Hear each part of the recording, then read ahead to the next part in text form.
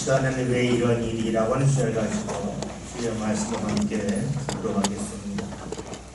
오래전에 목욕탕에서 목욕을 마치고 옷장에서 옷을 빼놓고 하는데 옆판에서 개성이 들렸습니다. 아버지가 뭐라고 말하는데 아들이 큰 소리로 계속해서 떠들었습니다. 그럼에도 불구하고 아버지 소리는 들리지 않았고 아이의 소리만 계속해서 들려왔습니다. 그 순간 저는 몹시 불쾌했습니다. 공공장소에서 마치 혼자 있는 것처럼 소리 지르는 그 아이를 못마땅했지만 아버지가 옆에 있으면서 그런 아들을 제재하지 않는 모습에 대하여 몹시 마음이 상했습니다. 가서 좀 조용히 하라고 말하고 싶었지만 그런 말을 하고 나면 저희의 마음도 상할 것 같아서 가만히 있었습니다. 그 순간 제가 부모라서 그런지 몰라도 소리 지르는 아이보다는 그 소리를 가만히 두는 부모에 대하여 책임이 크다는 생각이 들었습니다. 속으로 그랬습니다. 아버지 어째 가만히 있나, 자기 자녀만 귀한가 하면서 빠르게 옷을 입었습니다. 불쾌한 자리에 있고 싶지 않았기 때문입니다. 옷을 입고 나오기까지 아들은 계속해서 소리를 질렀고 아버지는 그런 아들을 제재하지 않았습니다. 마음이 상했기 때문에 나오면서 어느 자리에서 하나 하면서 그것을 째려보듯이 슬쩍 보았습니다. 그런데 아버지와 아들을 보는 순간 제가 그때까지 지녔던 마음과 생각이 너무나 부끄러웠습니다. 왜냐하면 소리 지르는 아들은 정신적인 장애가 있었기 때문입니다. 그런 아들 향하여 아버지는 연신 미안하다 조용히 말하고 있었습니다. 아버지는 주위 사람들이 어떤 눈으로 보는지 전혀 아랑곳하지 않았고 오직 정신적인 장애가 있는 아들만을 바라보고 있었습니다.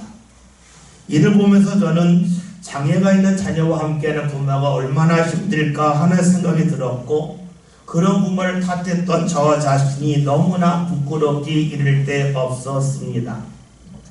생각해 봅시다. 제가 만약에 목욕탕에서 나오면서 장애가 있어 소리 지르는 아들과 이를 토닥이는 아버지를 보지 못했다면 어떠한 마음을 지녔겠습니까? 아마 제가 그랬을 겁니다. 아들이 떠드는데 방임하는 아버지가 있다고, 아들을 제대로 교육시키지 못하는 아버지가 있다고 오해했을 것입니다. 그런데 감사하게도 저는 정신적인 장애가 있는 아들을 토닥이는 아버지를 보았기 때문에 그 오해에서 벗어났습니다. 따라서 그 아버지에 대한 원망도 사라졌고 오히려 그 아버지에 대하여 애잔한 마음을 가질 수 있었습니다. 제가 목욕탕에서 나오면서 아버지가 아들을 토닥이는 모습을 본 것은 불과 20초도 되지 아니합니다. 그 20초 본 것과 보지 않는 것의 차이는 너무나 큽니다. 20초를 통하여 제가 소리만 듣는 데서 멈춰서 보았기 때문에 아들이 왜 소리 지르는지를 알았습니다. 만약에 제가 그 20초를 아끼느라고 보지 않고 지나갔다면 어떻게 되었겠습니까? 아이가 소리 지르는 것만 알았을 뿐 왜 소리를 지르는지 몰랐을 겁니다. 여러분, 몰랐을 때는 기분 나쁜 소리였는데 알고 났더니 그 소리가 마음 아픈 소리였습니다. 아는 만큼 보인다는 말이 있습니다. 문화해설가인 유용준 씨가 약 한 30년 전에 했던 말입니다. 그는 문화재를 설명하면서 말합니다. 문화재를 볼 때에 어디서 또 무엇을 배경으로 해서 그리고 이 문화재를 왜 만들었는지 알고 보면 그 문화재가 얼마나 아름다운지를 알 수 있다고 말했습니다. 아무런 지식이 없이 그저 문화재만 본다면 아름다운지 모르지만 왜 만들었는지 그리고 어느 시간에 어느 지점에서 무엇을 배경으로 보아야 아름다운지를 볼 줄 안다면 문화재의 가치가 새롭게 다가온다는 것입니다. 여러분, 그렇습니다. 아는 만큼 볼 수 있습니다. 이것은 문화재만 그런 것이 아니죠. 우리 몸을 생각해 봅시다. 우리가 몸이 아프면 병원에 가죠. 병원에 가면 의사들은 많은 진단을 합니다. 우리는 치료받기 위해 갔는데 의사는 바로 치료하지 않고 수많은 진단을 합니다. 왜 그럴까요? 몸이 왜 아픈지 그 원인을 알아야 정확히 치료할 수 있기 때문입니다. 여러분, 손이 아픈 것을 생각해 봅시다. 손이 아플 때 여러 가지 이유가 있어요. 뼈에 문제가 있거나 근육에 문제가 있을 수 있습니다. 그런데 때로는 류마티스처럼 피의 문제, 뇌가 질환일 때가 있습니다. 류마티스, 즉 피로 인하여서 내 손가락이 아플 때에 치료하는 방법과 뼈 그리고 근육이 좋지 않을 때에 치료하는 방법은 아주 다릅니다. 류마티스는 뇌가 질환이기 때문에 피를 치료해야 되겠지만 뼈와 근육의 문제라면 정형외과적인 치료를 해야 합니다. 만약에 내 손가락이 아픈 것이 뇌과 질환인데 외과에서 접근하면 어떻게 될까요? 필요 없는 약을 먹게 됩니다. 많은 시간과 물질을 사용했지만 그것이 몸에 전혀 도움이 되지 않습니다. 오히려 치료할 기회를 놓치고 말겠죠. 여러분, 그렇습니다. 아는 만큼 보입니다. 다른 말로 하면 아는 만큼 무엇을 해야 할지를 알 수 있습니다. 달리 말한다면 제대로 알지 못하면 무엇을 해야 할지를 모른다는 것이죠.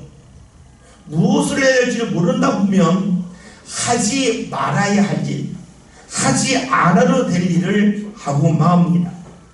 그런데 문제는 나 자신이 무언가 모른다고 하는 것을 사람들은 잘 받아들이지 않는다는 데 있습니다. 알지 못하는데 안다고 여깁니다. 오해했음에도 불구하고 이해한다고 착각을 합니다. 그래서 필요 없는 생각을, 지닐 필요 없는 마음을, 하지 말할 행동을 할 때가 있습니다. 특히 삶의 어려움이 다가올 때 그러합니다. 원하지 않는 일이 일어나면 사람들은 그 자리에서 빨리 벗어나고 싶은 마음이 있습니다. 조급해합니다. 답을 빨리 찾고자 합니다. 그러는 가운데 그 어려움에서 벗어날 방법을 알지는 못하면서 안다고 여깁니다. 그래서 엉뚱한 길로 가고 말지요. 우리 일상만 그렇게 했습니까? 그러하지 않습니다. 우리의 신앙도 그러합니다. 내가 부족함을 알지 못합니다. 그래서 하나님의 뜻을 알지 못하면서도 마치 안다고 여기며 살아가지요. 그래서 어떻게 되겠습니까? 내가 하지 않아도 될 생각을, 지닐 필요 없는 마음을 하고 맙니다. 그러면서 이것이 답이라고 여기죠. 오늘 본문에서는 이런 사람들에 대하여 말씀하고 있습니다. 16절 함께 보겠습니다.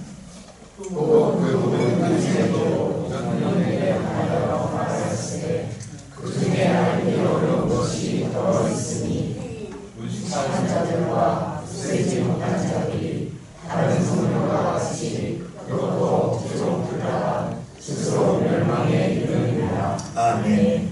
오늘 말씀은 베드로후서 3장에 있는 말씀인데, 베드로후서는 믿음의 사람들이 큰 박해를 받을 때에 기록된 말씀입니다. 열심히 예수님을 믿었는데 좋은 일이 있지 않고 어려움이 계속해서 다가옵니다. 생각해 봅시다. 내가 예수님을 열심히 믿는데 어려움이 계속해서 다가오면 어떤 마음이 들겠습니까? 우리는 이렇게 생각합니다. 하나님이 왜 나 돕지 아니하실까 하는 생각이 듭니다. 사람들은 늘 자기가 중심에 있습니다. 그래서 내가 하는 만큼 상대가 반응하는 것을 좋아하고, 내가 하는 만큼 상대가 반응하지 않으면 화가 납니다. 생각해 보십시오. 여러분이 열심히 일하고 있는데 주인의 사람이 같이 열심히 일해요. 그러면 기분 좋아요. 그런데 여러분이 열심히 일하고 있는데 주인의 사람이 일을 안 해요. 가만히 있어요. 어떤 마음이 듭니까? 화가 나잖아요. 내가 열심히 일 때 옆 사람도 열심을 내야 기분이 좋은데 나는 열심을 내는데 옆 사람이 열심을 안 내면 괜히 화가 나요. 부모와 자녀는 마찬가지죠. 부모들이 자녀를 교육시키려고 학원 보내려고 힘들어도 열심히 일합니다. 그런데 자녀가 그런 부모를 보고 열심히 공부하면 힘든 줄 몰라요. 반대로 부모는 열심히 일하는데 자녀 공부를 열심히 일하지 않고 막 놀아요. 그럼 어떤 마음이 듭니까? 화가 나잖아요. 내가 이렇게 열심히 일하는데 너는 왜 열심히 공부하지 않냐 하면서 화가 나고 때로는 분노하기도 합니다. 여러분, 사람은 나와 가까운 사람일수록, 가까운 대상일수록 나와 같은 반응을 하기를 원합니다. 하나님을 믿을 때는 그럴까요? 내가 하나님을 열심히 믿는데 하나님이 나를 열심히 돕는다고 여기면 신이 나요. 근데 나를 열심히 믿는데 하나님은 나한테 안 그럴 것 같아요. 그러면 나도 모르게 화가 나고 나도 모르게 불평이 생기죠. 하나님, 제가 이렇게 열심히 믿는데 왜 저 안 도와주시냐고 나도 모르게 화가 납니다. 주대교회에서 그랬을 겁니다. 또 하나의 반응이 있겠죠. 어려울 때 하나님의 뜻을 알고자 열심히 말씀을 읽을 수도 있습니다. 힘이 되는 말씀을 찾아 읽었을 거예요. 어쩌면 초대교회에서 가장 열심히 읽었던 말씀이 다니엘서일지도 몰라요. 다니엘서에 있는 말씀을 보면 다니엘이 우상을 섬기지 않고 왕에게 절하지 않고 그가 사적으로 들어갔지만 하나님이 사제 입을 막아주셨잖아요. 건져주셨어요. 다니엘의 세 친구는 신상에게 절하지 않았기 때문에 풀 속에 들어갔지만 풀 속에서 머리도 하나 상하지 않고 살아 돌아왔습니다. 사람들이 그랬을 거예요. 하나님을 열심히 믿으면 하나님이 건지실 거예요. 그런 마음과 믿음을 가졌겠죠. 그런데 초대교회에서 하나님을 열심히 믿었지만 사자와 맞서자 산 사람이 없어요. 계속해서 죽어나가는 거예요. 어떤 마음 들었겠습니까? 하나님이 과거에는 일하셨지만 지금은 일하지 않는다라는 생각이 찾아오지 않았겠습니까? 그뿐만이 아닙니다. 예수님께서 곧 오신다고 그랬는데 예수님이 오시지 않는 겁니다. 예수님을 열심히 믿으면 예수님이 계신 천국으로 올라갈 줄 알았는데 그런 일이 안 일어나고 오름만 계속 이어집니다. 사람들이 어떤 마음 가졌겠습니까? 왜 이런 일이 자꾸만 우리에게 다가와서 우리를 힘들게 합니까? 하면서 안타냈을 겁니다. 말씀을 읽으면서도 이 말씀이 과연 나에게 어떤 도움이 될까 하면서 말씀을 멀리하는 이들이 나타났을 것입니다. 여러분, 초대교회만 그런 것은 아니지요. 오늘 우리들도 그러할 수 있습니다. 우리가 교회 나와서 예비하고 하나님을 믿고 하나님을 소망을 합니다. 왜 그렇습니까? 솔직하게 말한다면, 이를 짧게 말한다면 내 삶 가운데 좋은 일이 일어나기를 기대하기 때문입니다. 눈이 있는 어려움이 속히 사라지기를 원하기 때문입니다. 그런데 실상은 어떠합니까? 물론 그럴 때도 있지만 원하는 일이 잘 이루어지지 아니합니다.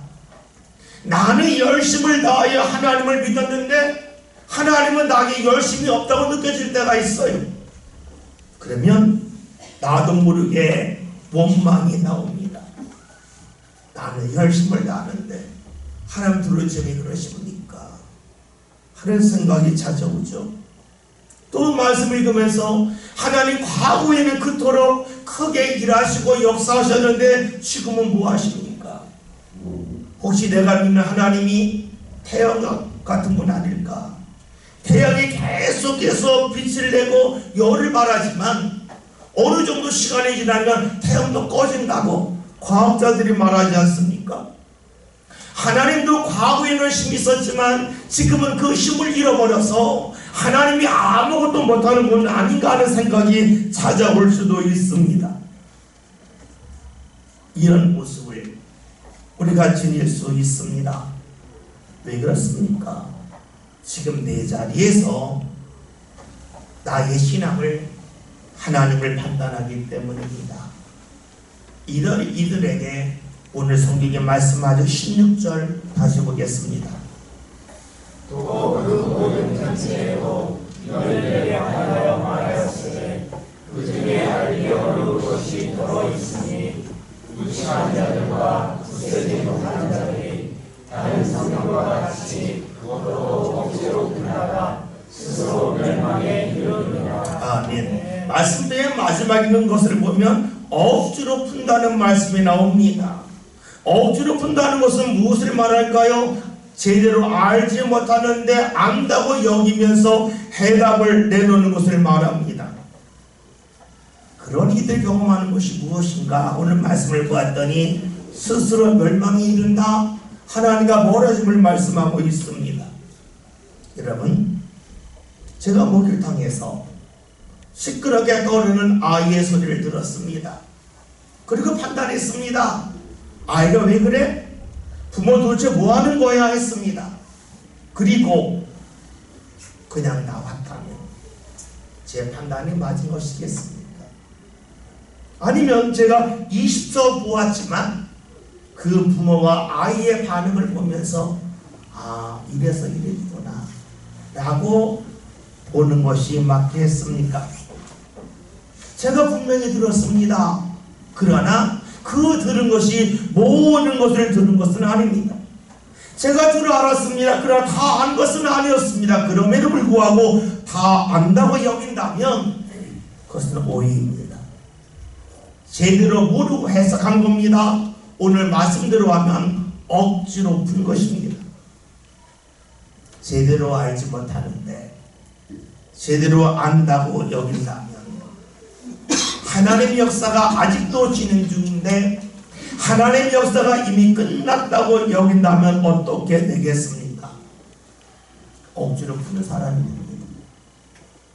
하나님과 멀어지는 사람, 하나님과 등진 사람이 되겠죠.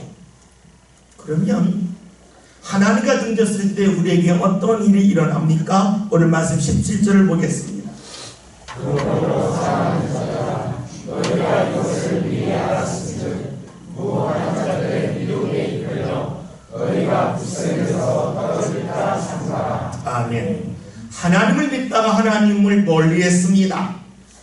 내 삶 가운데 하나님의 자리가 있었는데 그 자리가 비워졌습니다. 여러분, 그때 어떤 일이 나타날까요? 우리 배숙을 생각해 봅시다. 아침을 먹어야 되는데 아침을 안 먹었어요. 아침밥에 들어갈 자리가 있는데 그 자리가 비어 있습니다. 사람도 어떡합니까? 그 자리를 간식으로 채우지 않습니까? 비어 있는 자리에 뭔가 채우는 것이 사람입니다. 하나님이 계실 자리인데 내가 하나님을 오해하고 억지로 풀려다가 하나님을 내 삶 가운데 비웠습니다. 어떤 일이 생길까요? 오늘 말씀합니다. 17절에 무법한 자들이 들어온다는 겁니다. 그래서 그들의 생각에 이끌림을 받아 미혹의 자리에 이른다고 성경이 우리에게 증언하지요. 여러분, 그래요. 하나님 계셨던 자리를 내가 비워놓으면 그 자리에 다른 것이 들어옵니다. 이것은 초대교회에서 박해를 경험할 때만 일어난 일이 아닙니다. 믿음의 성도들에게 물어봅니다. 여러분, 자녀가 뭡니까? 라고 말하면 이야기하죠. 하나님이 내게 주신 선물이라고 고백을 합니다. 그런데 이런저런 일로 인하여 내가 하나님을 가까이 하지 못할 때가 있습니다. 내 삶 가운데 하나님의 자리가 빌 때가 있습니다. 그때 사람들은 어떻게 반응할까요? 하나님이 내게 주신 자녀가 아니라 내가 낳은 자녀가 됩니다. 그러면서 내 자녀의 앞길을 하나님이 인도하실 거라는 기대가 더 이상 이어지지 아니합니다. 그러면서 하나님 내 자녀 앞길을 인도해 주라고 하는 기도를 더 이상 하지 않습니다. 그러면 그 빈자리에 무엇이 들어올까요? 하나님을 믿지 않은 사람들의 말과 주장이 들어옵니다. 그래서 이후로는 하나님이 내게 자녀를 주셨다고 말하지만, 자녀는 하나님의 선물이라고 말하지만, 실제 삶 가운데서는 내 자녀다, 내가 책임져야 된다 하며 살아간다는 것이지요.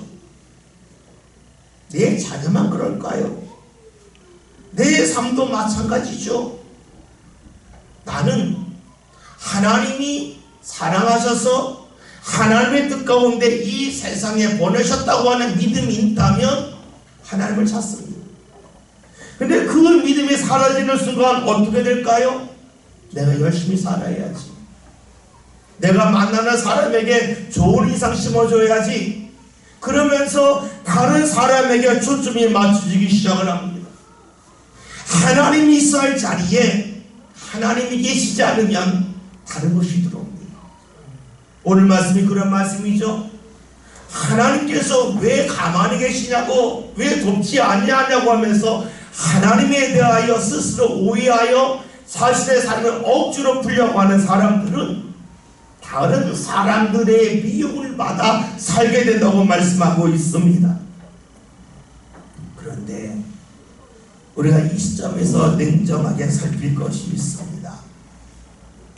우리가 아는 만큼 보인다는 말을 하는데, 내가 정말로 나를 얼마나 알고 있느냐 하는 것입니다.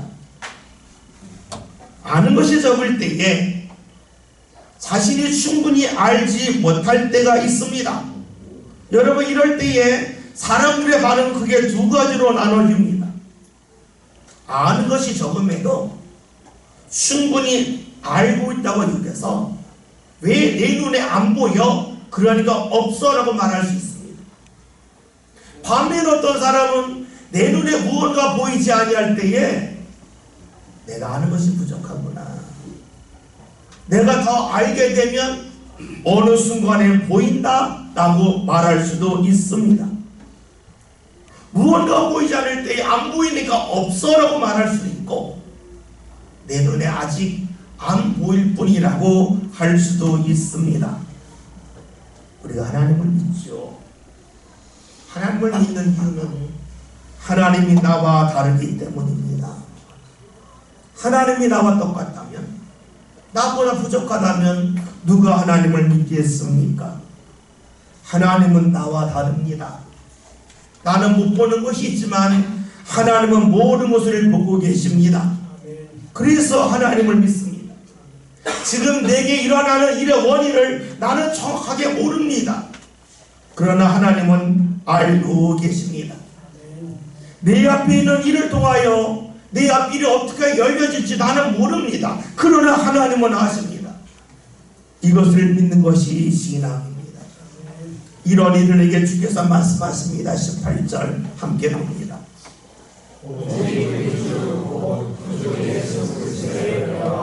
그러한 지식에서 자라 영원히 이제와 영원한 날까지 그에게 있을지어다. 아멘. 16절에서 억지로 풀지 말라 그랬습니다. 모르는 것을 인정하라는 겁니다. 그럼 모르면 어떻게 될까? 알아가는다는 거죠. 그래서 오늘 18절에서 말씀하죠. 그를 아는 지식에서 자라가라. 다시 말하면 주님을 알려고 더욱더 시도하고 또 시도하라고 말씀하고 있습니다. 여러분, 제가 모르기 때문에 없는 것이 아닙니다. 내 눈에 안 보이기 때문에 없는 것이 아닙니다. 내가 아직까지 모르기 때문에 안 보이는 겁니다. 우리가 잘 아는 사도행전 20장 21장을 보면 바울이 예루살렘에 올라가고자 할 때에 주위는 수많은 믿음의 사람들이 올라가지 말라 그래요. 올라가지 말라 이유가 무엇이냐 물었더니 성령께서 내게 감동을 주셨는데 당신이 올라가면 예루살렘에서 오름당합니다. 그러니까 올라가지 마십시오라고 말합니다. 그런데 바울은 올라갑니다. 여러분, 그렇다면 주위에 있는 사람들이 성령의 감동을 잘못 받은 겁니까? 그것이 아니라면 바울이 성령의 감동을 무시한 것입니까? 그러하지 않습니다.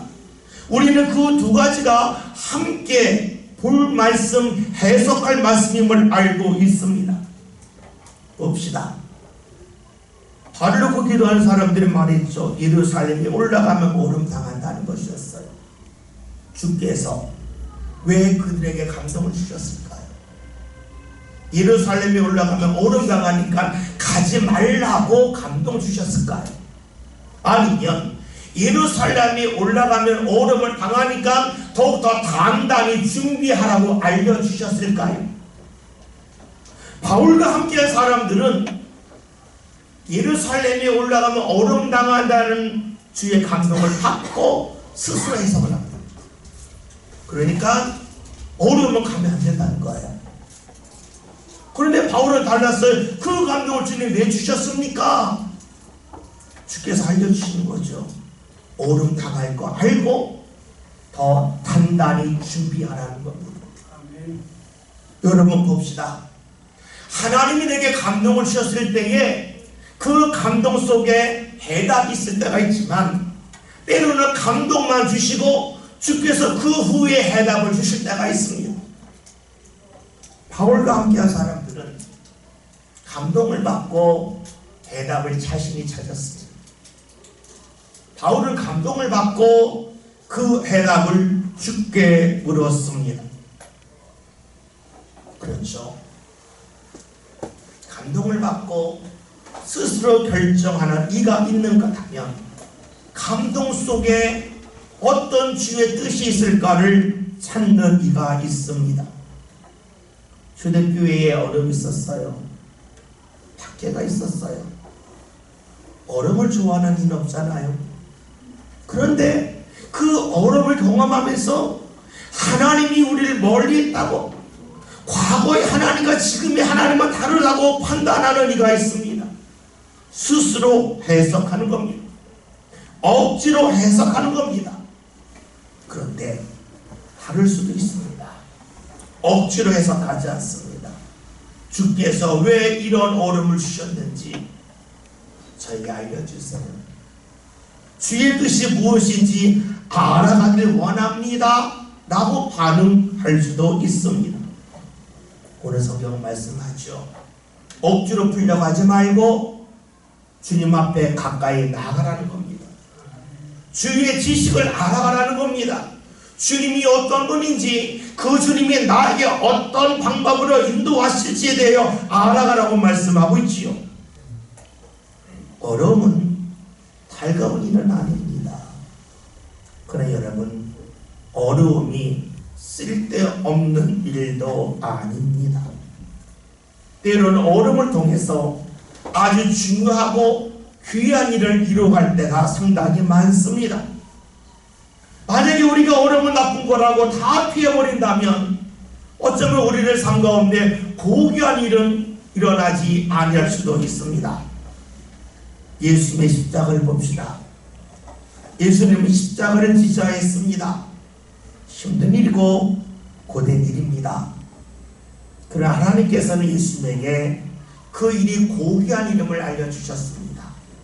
그 십자가를 지심을 통하여 모든 인류를 구원할 수 있음을 예수님에게 알려주셨습니다. 예수님은 하나님을 알았고 하나님께서 예수님에게 무엇을 원하시는지를 아셨습니다. 하나님을 가까이 있기 때문이죠. 어려운 일을 앞두고 왜 이런 일이라고 하는 반응을 우리가 할 수 있습니다. 왜 이런 일을 주님이 허락하셨냐고 원망하며 불평할 수 있습니다. 그러나 여러분, 억지로 해석하지 맙시다. 내가 지금 알고 있는 내 삶과 앞으로 내가 알아갈 삶을 다룹니다. 내 자리에서 모르는 것을 본다면 지금 판단합니다. 왜 이런 일이 하면서 불평하고 원망하고 믿음의 자리를 떠나갈 겁니다. 그러나 주님을 안다면, 주님을 찾는다면 이제 알게 됩니다. 왜 이런 일이 나에게 일어나는지 지금 알 수도 있고 알아갈 수도 있습니다. 오늘 말씀 제목이 왜 이런 일입니다. 혹여나 최근 여러분 삶 가운데 왜 이런 일이 내게 일어났냐고 나도 모르게 내 입에서 말이 불쑥 튀어나온 적이 있습니다. 그럴 수 있습니다. 그러나 억지로 해석하지 맙시다. 그런 일을 경험하면 경험할수록 하나님 앞에 더욱더 가까이 나아갑시다. 주의 뜻을 발견하고자 합시다. 그래서 그 일을 통하여 하나님이 나를 어떻게 인도하실지를 소망합시다. 그리고 하나님의 역사가 우리의 삶 가운데 펼쳐지기를 소망하는 저와 여러분이 다 될 수 있길 바랍니다. 억지로 풀려가지 말고 주님 앞에 가까이 함을 통하여 주의 인도함을 마음껏 받을 수 있는 저와 여러분 다 될 수 있기를 주의 이름으로 기원 누릅니다. 기도합니다. 살아계신 하나님, 우리 눈에 펼쳐지는 일들이